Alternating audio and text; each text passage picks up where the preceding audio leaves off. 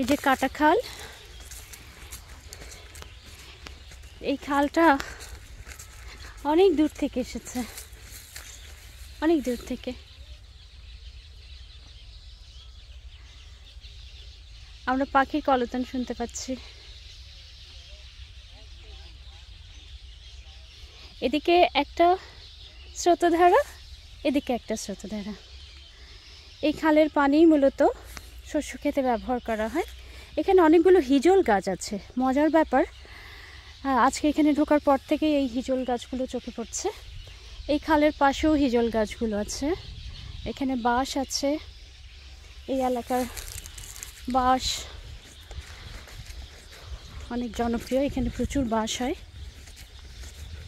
এই যে এই সেই পানির ধারা, এই যে পানি চলে যাচ্ছে এদিক দিয়ে দূরে। এই যে মাছ ধরছে,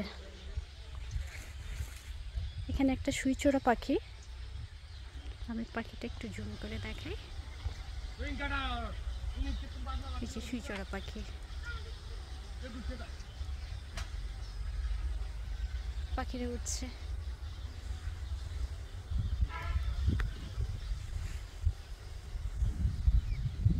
ধান ক্ষেত, এটাই চট্টগ্রামের শস্য ভাণ্ডার গুমাই বিল। এটাকে ধানের গলা বলা হয়। সারা দেশের 2.5 দিনের শস্য যোগান দেয় এই গুমাই বিল। এই গুমাই বিলকে রক্ষা করতে হবে।